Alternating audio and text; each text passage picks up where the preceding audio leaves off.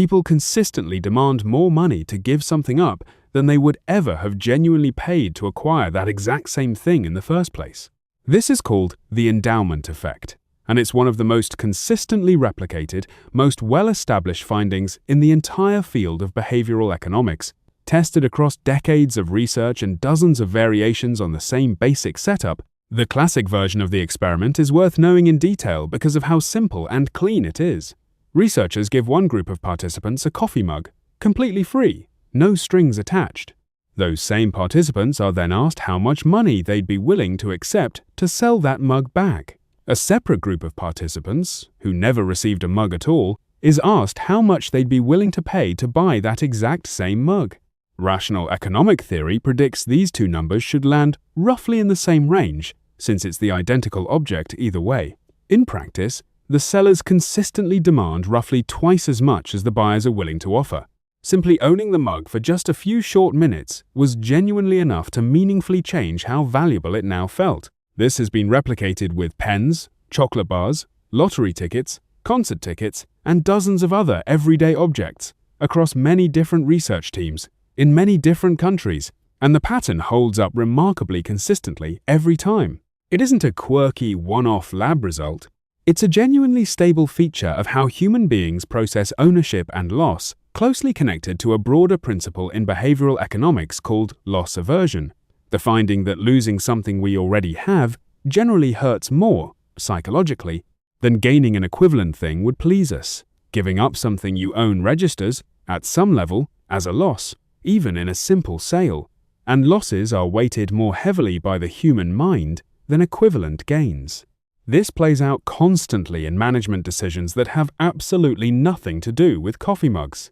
A team that built an internal tool themselves, from scratch, will typically defend that tool far more fiercely than its actual measured usefulness would ever justify on its own merits, purely because they built it, and building it created a real sense of ownership that a purchased, off-the-shelf alternative never generates in quite the same way, even when the alternative genuinely performs better on every objective metric available. A manager who inherited a legacy process from a predecessor will often resist replacing it with something objectively better, and this resistance frequently gets misread by others as simple stubbornness or resistance to change.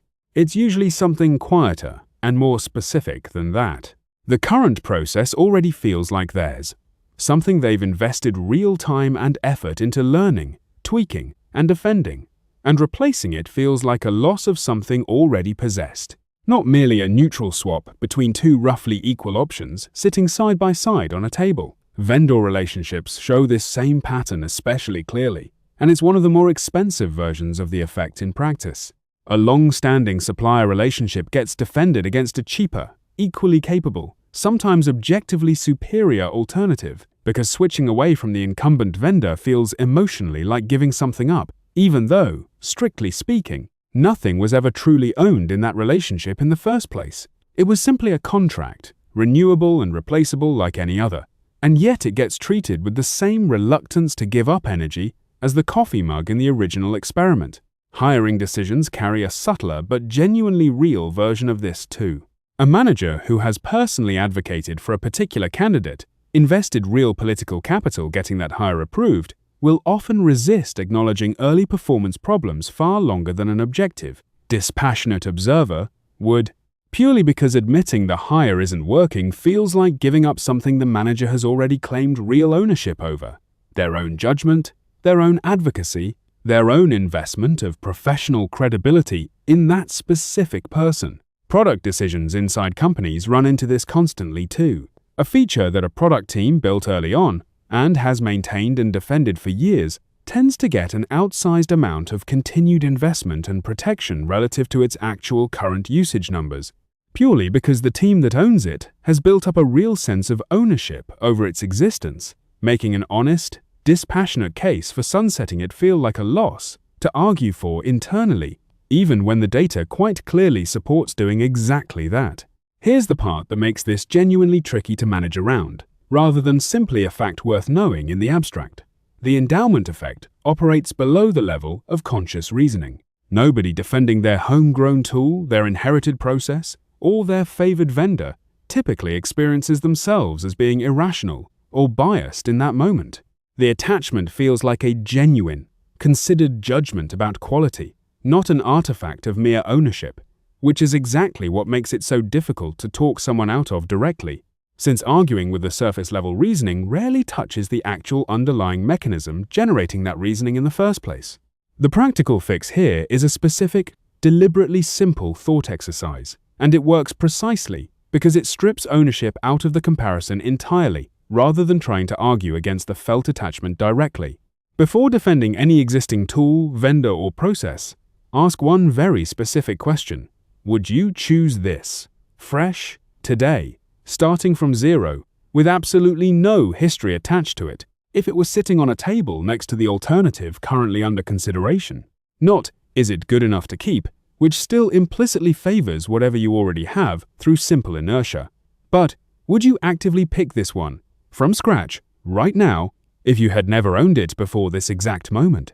If the honest answer to that specific question is no, the only thing genuinely keeping the current option in place is the simple fact that you already have it, not that it's actually the better choice available to you. That's a meaningfully different and considerably weaker justification than most people initially believe they're operating from when they defend an existing tool or process out loud in a meeting. This exercise works especially well as a recurring team habit rather than a one-time individual gut check performed alone. Building a regular practice of periodically re-evaluating existing tools, vendors, and processes with that exact fresh choice, zero history framing, on a fixed schedule rather than only when a crisis or budget review forces the question, catches a meaningful number of cases where ownership alone, not actual merit, has quietly been keeping an inferior option in place for months or even years longer than it ever should have stayed. There's a related pattern worth naming directly, because it shows up specifically in how teams evaluate proposed changes rather than existing tools. The mere act of a team having spent real time and effort developing a specific proposal, even before it's ever been implemented or has produced any real results at all, can generate a version of this same ownership effect. A team defends a proposal they've spent 3 months developing more fiercely than its actual merits alone would justify, purely because of the sunk time and effort already invested in shaping it, which is a closely related cousin of the endowment effect, operating on an idea rather than a physical object someone has actually held in their hands. Managers running a genuinely fair build versus buy evaluation, or an honest vendor comparison, more an actual make-or-break call on whether to keep or sunset an aging internal tool, get measurably better outcomes when they deliberately assign someone with zero prior ownership stake to lead that specific evaluation, precisely because that person's judgment isn't quietly distorted by an attachment the rest of the team can't easily see or name in themselves. This isn't about assuming bad faith from the people who built or championed the thing being evaluated. It's about recognizing that ownership itself, entirely independent of actual quality, reliably shifts judgment in one predictable direction and building a structural counterweight into the evaluation process rather than relying on individual willpower to simply notice and correct for a bias operating below conscious awareness. There's a well-documented related finding worth knowing here, sometimes called the IKEA effect, which shows the mechanism operating in an even more specific way. People consistently value things they've personally assembled or built themselves, even imperfectly, more highly than an identical, professionally finished version of the exact same object. Furniture that someone spends an evening assembling with an instruction manual gets rated as more valuable, more attractive, and more worth keeping than an identical piece that simply arrives fully built. The effort of assembly itself, not the quality of the final result, is what drives the inflated valuation.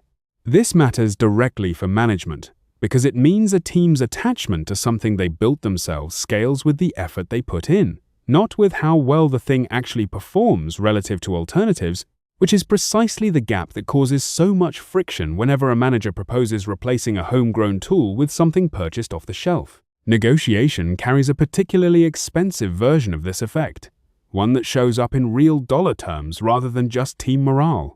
A seller who has owned an asset, a piece of equipment, a property, a business, for years will typically set an asking price well above what an equally informed, unattached buyer would ever consider fair market value, purely because years of ownership have inflated the seller's own internal sense of the asset's worth. This is precisely why experienced negotiators on the buying side deliberately avoid letting a seller anchor the conversation around their own inflated internal valuation, and instead insist on establishing an independent, external reference point first, comparable sales, competitor pricing, objective market data, before the seller's endowment inflated number ever enters the conversation and quietly distorts what starts to feel like a fair, reasonable price to both sides. Performance reviews carry a subtler version of this same pattern that most managers never explicitly name, even though they've likely experienced it directly. A manager who wrote a particular employee's original job description, championed their hiring, and shaped their early responsibilities personally, can find it genuinely difficult to evaluate that same employee's later performance with full objectivity, because doing so honestly can feel like undermining a decision the manager already has real personal ownership over. This isn't dishonesty.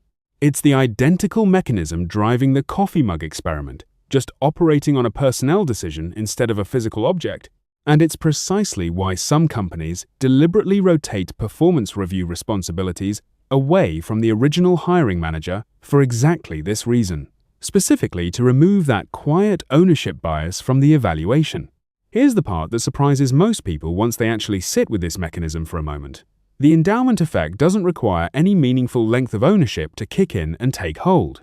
The original mug experiment gave participants the object for only a few minutes before measuring the inflated value they immediately placed on it.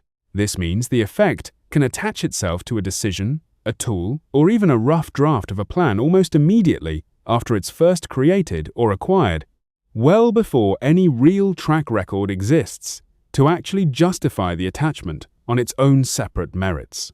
A brand new process, implemented only last month, can already be defended with the exact same emotional intensity as a tool that's been in place and battle-tested for a full decade, purely because ownership itself, not accumulated evidence of quality, is doing the heavy lifting in that defense. So here's the concrete, usable takeaway. Before defending a tool, a vendor, or a process you already have simply because you already have it, run the specific fresh choice test deliberately. Imagine choosing it today, from scratch, with zero history attached to it, sitting next to whatever alternative is currently on the table, and see honestly whether your answer actually changes once ownership is stripped entirely out of the comparison. There's also a genuinely useful distinction worth drawing between the endowment effect and simply being loyal or consistent as a matter of good management practice. Not every instance of sticking with an existing tool, vendor, or process is a bias distorting your judgment. Sometimes the existing option genuinely is the better choice, and switching purely for the sake of novelty would be its own separate mistake entirely. The distinguishing test isn't whether you decided to keep something. It's whether that decision survives the fresh choice question honestly asked, out loud, with real intent to hear an uncomfortable answer. A genuinely superior existing tool will survive that question easily, every single time you ask it. A tool being kept purely out of ownership and habit typically won't survive more than 1 or 2 honest rounds of that same question before the cracks start showing clearly. Consider how this plays out concretely across a real product team choosing between a homegrown internal analytics tool and a mature, well-supported commercial alternative. The team that built the internal tool can list, in detail, every feature the commercial alternative lacks, every workflow quirk it handles slightly better, every reason switching would create short-term disruption. Every one of those points might even be entirely true and worth taking seriously. But none of those specific points actually answers the deeper underlying question of whether the internal tool would still be chosen today, fresh, by a neutral evaluator who never built it, and has no personal stake riding on the outcome of that comparison.